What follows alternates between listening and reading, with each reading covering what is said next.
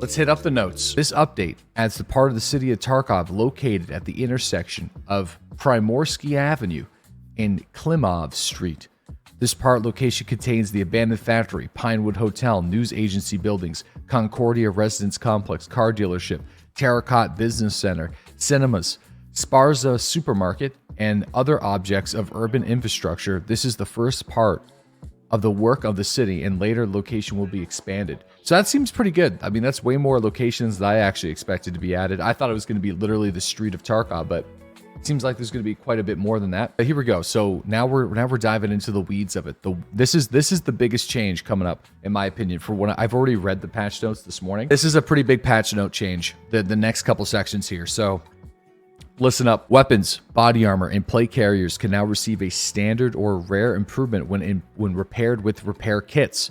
The ability to enhance items opens at level 10 of the corresponding skill. For weapons, it's weapon maintenance. For armor, it's light armor and heavy armor. So they've differentiated between the two skills. Rare enhancements can only be applied at the elite level of the corresponding skill. The chance and strength of a normal standard enhancement depends on the level corresponding to the skill.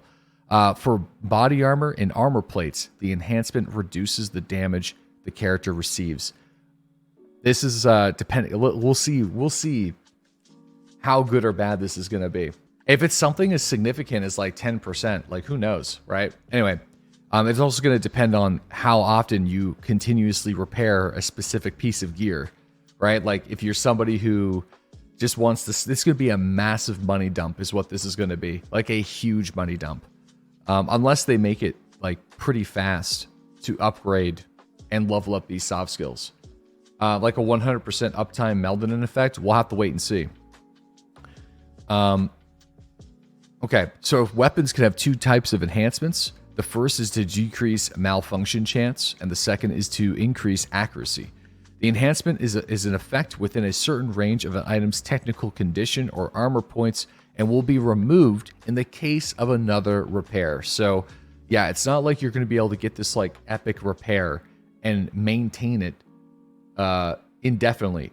Maybe it's like, hey, if you repair it at a dealer, you can. Maybe if you actually like use it yourself and try to repair it, it might do it over. I'm not too sure exactly, but yeah, it seems like it's going to be like a 1 or 2 raid situation, and then that's it. So it's not like, hey, I'm going to sit here for an hour and craft and craft and craft and craft, and then I'm going to just have all these body armors, and then I'm just going to keep on repairing them with the dealers and maintain that ability. We'll have to wait and see. It doesn't seem like that's the case, but speculation. The enhancement and its value affected the value of the item, the selling price, the insurance, and the flea market fee. So the devs have probably already made a few assumptions over what types of body armor are going to be selling pretty hot on the flea, it seems. The intelligence skill now affects the amount of repair points that will be spent on repairs, which is interesting. Now the value of the removed maxed durability of an item when repaired via repair kits depends on the corresponding skill. So, interesting. Okay, so obviously they got a new light armor skill. This skill reduces the penalty to mobility, wear of the armor when repairing, and damage from melee weapons striking the armor. Interesting. It seems like it's not just about repairing the body armor. I don't know if this is going to be only leveling up through repairing the body armor, or maybe it's going to be leveling up while taking damage while wearing the body armor too.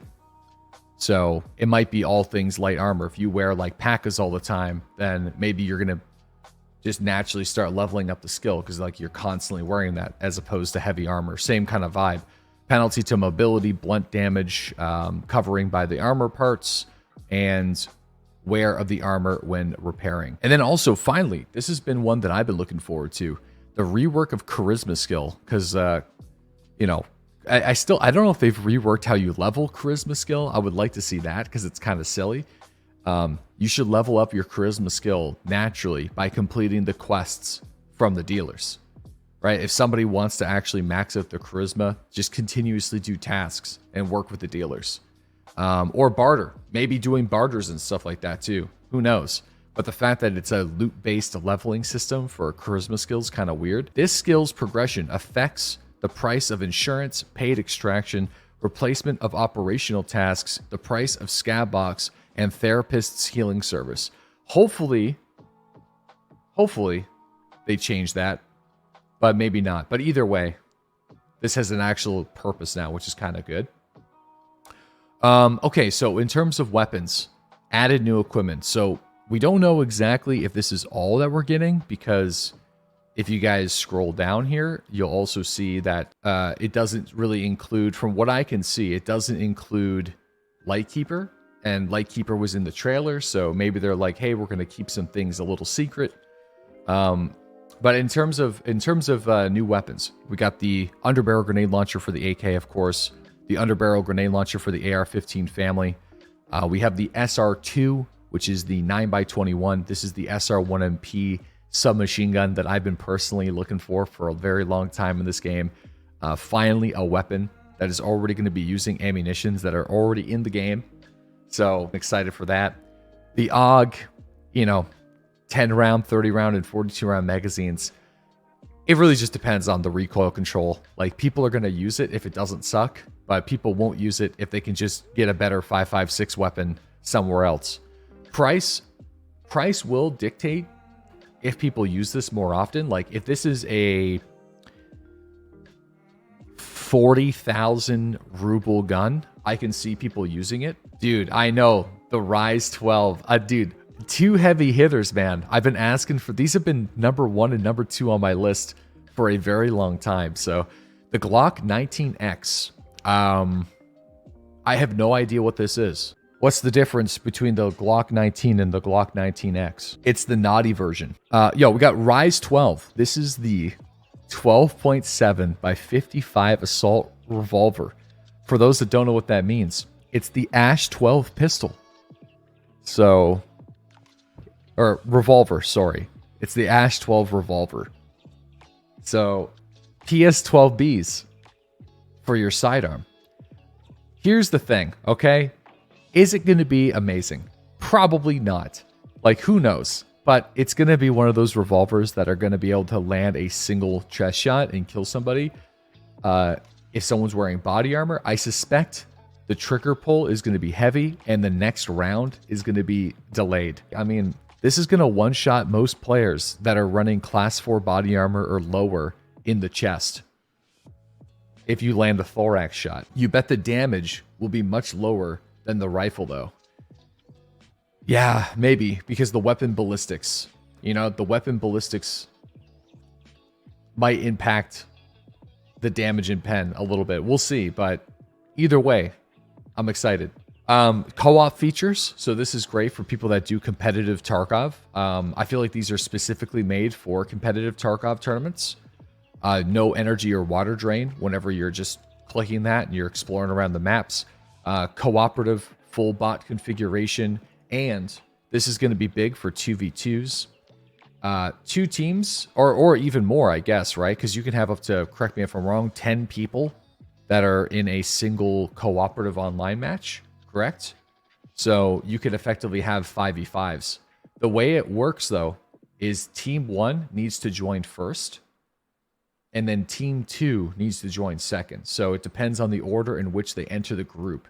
And they are spawned as different teams in 2 different parts of the map.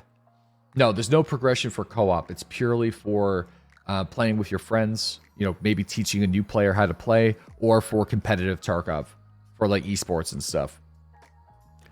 Okay, so you also weather conditions and stuff like that. And, setting the time.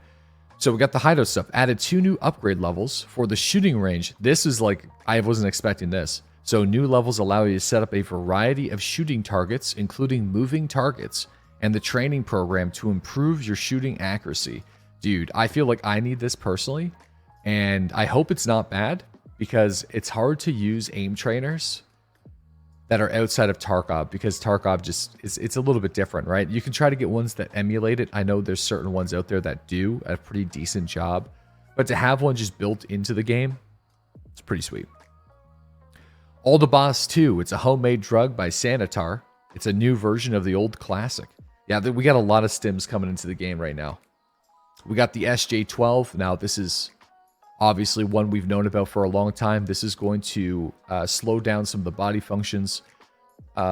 Essentially, it will try to reduce your thermal signature right?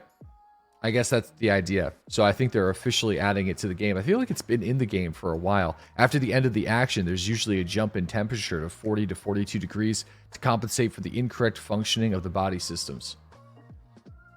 You got this thing called blue blood, a blue substitute, a blood substitute with the function of oxygen transfer. It's a powerful antidote capable of relieving toxins and radiation damage. It was developed by the Soviets in 1980. Once it's in the blood, it temporarily speeds up the metabolism and regenerates tissues. Okay, so seems like it's probably going to be a heal, if we were to guess. Purely speculative at this point. An opiate, we got Trimadol, an opiate synthetic analgesic? Analgesic? I can't pronounce that, man. Developed for Special Forces operatives. It is a central and spinal cord action. Promotion of opening up the K+ and Ka2+ channels, causing hyperpolarization of the membranes and inhibits the conduction of the pain impulses. In addition to the analgesic effect, analgesic effect, it increases combat characteristic. Overdose leads to exhaustion of the body when the effects wear off. Okay, great. We got the PNB Product 16, a combat stimulant developed by Terra Group Labs labeled PNB, allows a short-term activation of the inner muscles, bringing them into a state of hypertonicity, which in turn reduces the received damage. At the same time, there's an active synthesis of proteins for accelerated tissue regeneration. Damn, this is a damage reduction and healing stim used for the expansion of the organism's ability in key moments of combat. This seems like it's an ETG and a Melvinin slapped together. You know, I think it would be kind of cool to see a lot of the stims in Tarkov get a little bit of a rework so they all do have a purpose.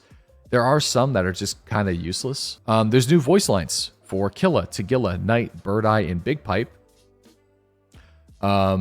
List of changes. Rebalance weapon mastery progression. Rebalance trading and prices. Added new barter items. Rebalance conditions and rewards for old quests as well as adding new ones. Here we go. Some quests in the chain can now become available after a period of time after the completion of the previous one. Oh boy. So does that mean they're going to be time blocking some of the missions? It seems like they're going to be time gating us. You're looking very submissive and breedable today. Well, thank you, Blunty. That's very nice of you. Matt, I don't know if you need to include that in the video. You can if you want. I don't know. Also, they've changed the spawn points of some quest items. The item will be in one of the random places located near each other. So instead of like the bronze pocket watch always being under the seat, maybe it can spawn on the chair. Maybe it'll be on the other chair.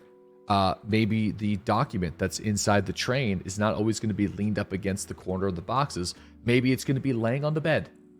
You know, you're going to have to go and search for these items. It seems like they could be individualized to you, which is kind of cool. But as we've suspected, the vibe of the old missions is going to remain, and some of the conditions of those tasks are going to change slightly to refresh your experience. So it's not like they have a whole new set of quests. It's not like you're not going to be doing Punisher. You're not going to be doing Debut, all that kind of shit. It just means that instead of you know exactly where it is, you got to look around the area and try to do something. Or maybe it's like, hey, Shootout Picnic isn't going to be on Woods. Maybe it's going to be on another map. Maybe instead of killing 5 scavs, you got to kill 8 scavs in a different spot, or you got to do something slightly different but similar, right? So, I mean, it makes sense. They don't seem like pretty difficult things to change, but the entire quest set is still here. DeadlySlob, I told you so. Hey, man, I'm just saying. I told you so. Some recipes for crafting in the Hideout will become available as a reward for completing specific quests. Interesting. A new type of I hope they've changed some of the Hideout times for certain crafts. We'll have to wait and see. A new type of extraction is available in streets. To activate it, you need to fire the green flare cartridge in the area before you exit. Otherwise, you'll be shot by the snipers when you approach the exit. I would love to see this on woods at the sniper roadblock behind the scav containers. Added the ability to craft your favorites as well as search by name in the crafting lists. One of the biggest quality of life upgrades of all time. Added weapon malfunctions to bots. This is something I've been looking forward to for a while, so I'm happy to see it. All right, we also got just some updated localization for Chinese, Czech, Italian, and Polish languages. For some of you guys with AMD cards, added support for FSR 2.1, a picture scaling technology developed by AMG, Petronas AMD that upscales lower image resolution to higher resolutions in real time for display on higher quality monitors. I mean, it's for all cards, but I mean, you know, like AMD can't use DLSS. Let's see how well this goes. Steam Audio has been completely removed from the project and replaced with Oculus Audio. The sound positioning system changes will be noticeable regardless of the binaural sound settings, but we recommend enabling binaural audio for the best experience. In the current implementation, the sound positioning system handles a much larger number of conditions to form a final sound in relation to the player's position.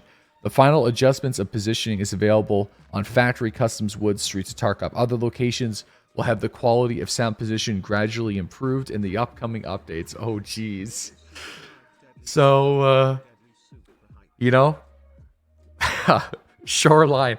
Man, Shoreline, Shoreline and Reserve, though, let's be fair, those maps probably needed it the most. I mean, Customs really needed it. Customs really needed it. Factory, like, I mean, Factory is like probably, it's a small map. It was probably their first map they tested it on. So, yeah, but I mean, dude, the resort is kind of messed up. Maybe the replacement of Steam Audio with Oculus Audio might help that a little bit. It sounds like they're managing expectations here a little bit. There's various lists of fixes. Memory leaks. Fixed an issue where already looted containers were left open to other players. A soft lock issue occurred when players picked up weapons from bots in some instances. Healing outside of raid problems. Bots falling through the ground. Bots spawning next to players. Bots loading into raid without any stuff. The reaction of raiders to players behind transparent objects or glass. An issue with vehicle extractions during healing animations. Flea market when selecting items. SSR whenever you are looking at water. Head rotating whenever you're healing, graphical artifacts, or whatever the hell it's called. Some weapon mods glowing in the dark. Sight positions on the Saiga 12. Freezing when jumping over certain objects. A sight position on the Saiga 12, that might be interesting. Fix the ability to complete multiple quests with a single quest item. Oh, well, I didn't know that that was a problem. I feel like all of us would have enjoyed to know that bug. That would have been nice. Someone's been keeping that a secret. Anyway. For those out on the YouTube channel, thank you guys for watching my very long-winded review of the patch notes. The patch notes will be included in the description box below of this video. And as you can tell, I am currently live right now on Twitch, twitch.tv/DeadlySlob. So pop on over.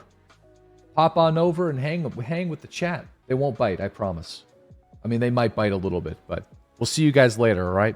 Subscribe, or don't, but you should.